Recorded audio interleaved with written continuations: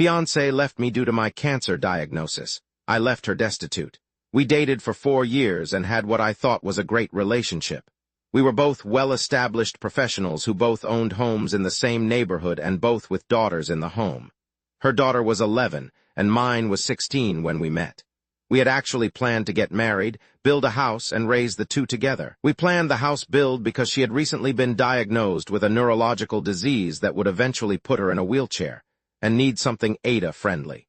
During the planning stages, I began doing landscape and construction projects on her home to increase the resale value. All in, I invested roughly $30K USD into the home, running everything through my side construction business for tax, permitting, and resale purposes. We had a contract that payment would be made upon the sale of the home. I produced invoices for each and every project, but never pushed for payment because of the prior agreement. Fast forward 6 months, we're looking at property to develop and finalizing drawings on the home when I began feeling ill. I couldn't eat, constantly vomiting and passing blood. I began noticing that my abdomen looked swollen, which was odd because we were both very clean eaters and were in the gym every day. So I went to the doctor and began having tests done. During this time, she began having small cognitive issues, and the stress of her current position was exacerbating her condition, so she took a $20K per annum cut in pay along with a lesser position inside the company. After a month or so of different tests and a biopsy, it came back that I had a golf ball-sized tumor in my stomach and would need to begin chemotherapy. So I began chemo and radiation treatments, which made me, expectedly so, extremely ill. She was spending time helping around my place on the weekends and staying over more, to the point that they were both at my home, more than theirs. At this point, I suggested that we go ahead and put one of our houses on the market and move in together until the new house was built. I have great supplemental insurance as well as a long-term illness plan, so using that coupled with the sale of one of our houses would push us through comfortably and help ease the financial stress on her. Shortly after this discussion, she became extremely distant. Her daughter wasn't coming down and hanging out with mine anymore. She had excuses for not getting together.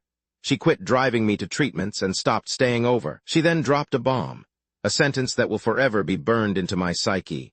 I love you, but I can't see myself taking care of someone this sick in the long term, and I don't think we should see each other any longer.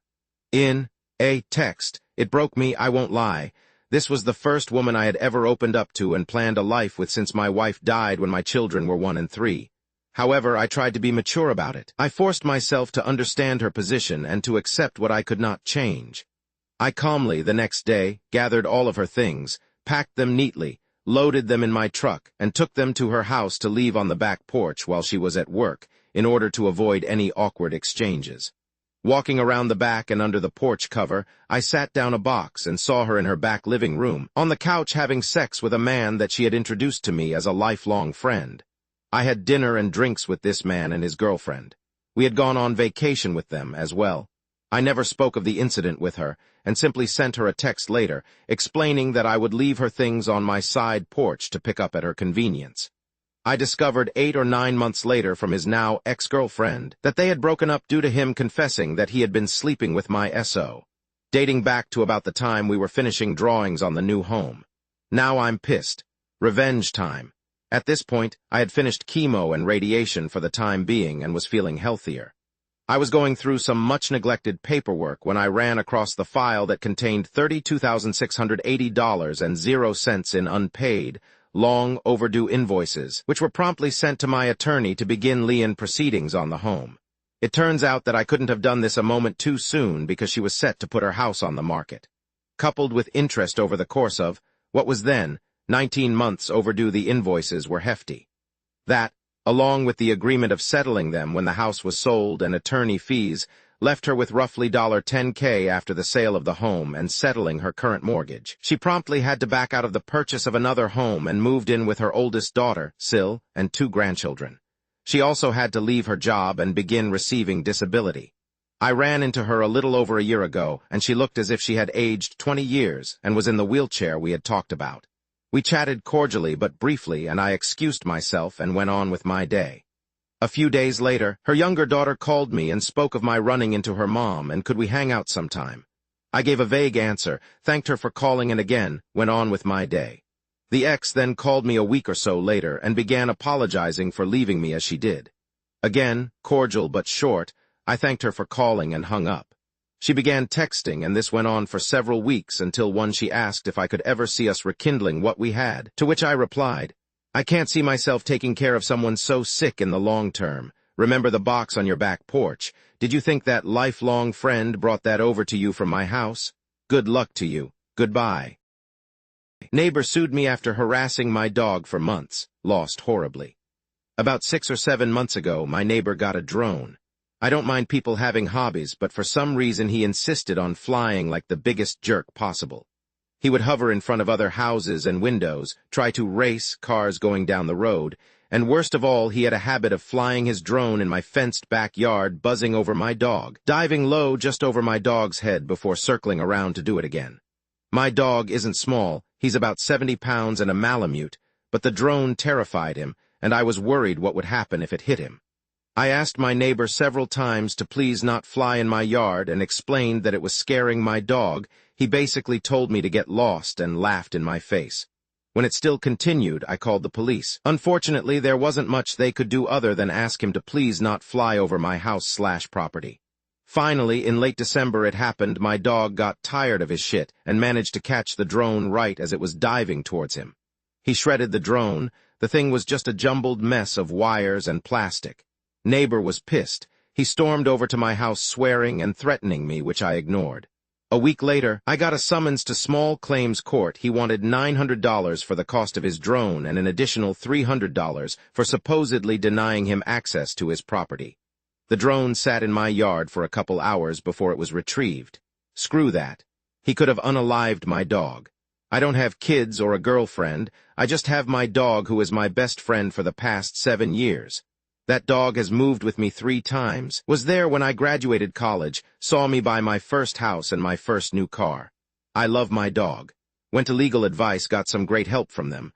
Turns out him suing me was the best thing to ever happen.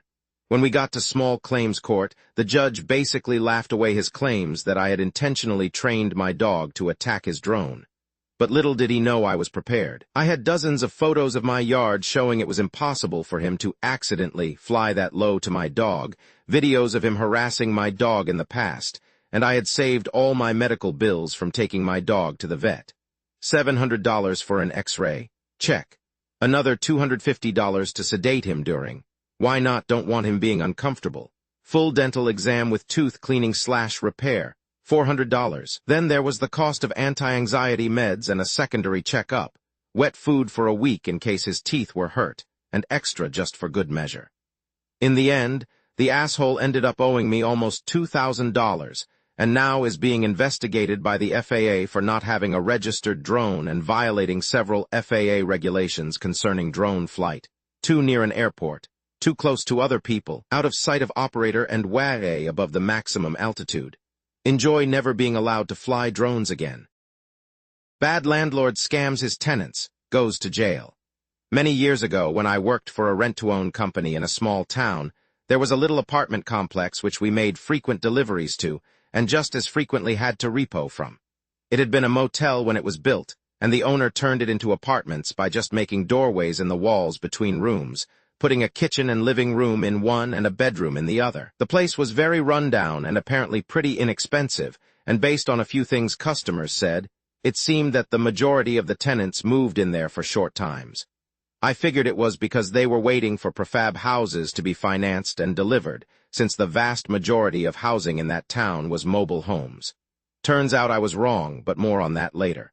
Between deliveries and pickups, we were visiting this place multiple times per month, but the landlord wouldn't let us park the truck in the parking lot to do it. It was a motel parking lot, so there was way more space than the tenants needed, and plenty of room for our truck, but the minute we pulled into the lot, the landlord would come running out of the office and yell at us to get the truck off his property. We were still allowed to deliver and such. We just had to carry the couches and old-style rear-projection big-screen TVs across the gravel lot from a truck parked on the street. It was more than a little annoying. Then the day came that I was visiting some customers, a young couple, to have them sign an extension because they couldn't make their payment, and I saw an eviction notice on their door. I knocked, they answered, and then they too saw the notice. They explained that they needed the extension because they were behind on rent, but the eviction was unexpected because they were only 2 days late. The notice gave them 1 week to move out. They signed the extension and I left, a little suspicious because that didn't seem right to me. A few days later, I got a call from the couple saying they needed to return the stuff they'd rented because they were being evicted and had to move to a motel. I told them to wait there. I'd be over in an hour. My wife had worked in the rental office of our previous apartment complex, so I knew some tenant laws. When I'd checked after getting the extension signed, I found that evictions couldn't be served with only a week notice. They had to give 30 days for the tenants to pay or move out. If they moved out, the landlord could take any unpaid rent out of their security deposit. This was a small town with lots of mobile homes, so I'm guessing the law was to prevent people being evicted from rented land on which they had a mobile home they owned, but it applied to apartments too. Normally, I'd have considered this none of my business, but everyone in our store hated that landlord and wanted to get back at him, so I printed out the applicable rental law pages from the town's website and drove over to the apartment complex. There, I knocked on the door of every one of our customers living there, which was about half of the 20 or so apartments, and gave them a copy of the law. While doing this, I learned that the landlord had been evicting people like that for being even a day late, then keeping their deposits, citing the very law I was giving to my customers, just not the part about 30 days leeway. He charged rent in advance, you paid for the next month at the end of each month. So people were losing their deposits over being 1 day late. On top of that, the landlord wouldn't accept late payments, even if they were before his scheduled eviction time, because he made more money by evicting people and moving someone new in, since he kept all their deposits. I told the couple that had started all this that if I were them, I wouldn't move out, and I'd contact a lawyer or at least the city housing department and file a complaint. They were worried because the landlord had said he'd have the sheriff's department evict them if they didn't move out in time. There were no local police, small town. But I said that even if the landlord called them, I doubted they'd actually evict them if they cited the law. That was about all I could do, and I hoped it'd be enough. It was. The couple came in a few weeks later to pay for their rental furniture and to thank me for all my help, telling me the landlord had just been arrested. They'd filed a complaint, and when the landlord called the sheriff to evict them, it had kicked off an investigation. I never learned what exactly the charges were or what happened to the landlord, but the complex ended up under new ownership, and the new manager had no problem with us parking on their property for deliveries. Also, the number of our repos and deliveries there suddenly dropped because people were no longer being evicted constantly. Between that experience and other stories I've read online, I never cease to be baffled and annoyed that people don't know their rights as tenants. Check your laws, don't take a landlord's word for anything, and stand up for yourself. $25,000 revenge on my slumlord. So, a few years back, my family went through some pretty horrible stuff and ended up moving into a trailer park. It didn't look too awful as far as trailer parks go, and it was barely cheap enough to afford at the time, so we swallowed our doubts and moved in. The first night, we discover there are bed bugs and roaches. Report the problem to the landlord the next morning, and he says we must have brought them in.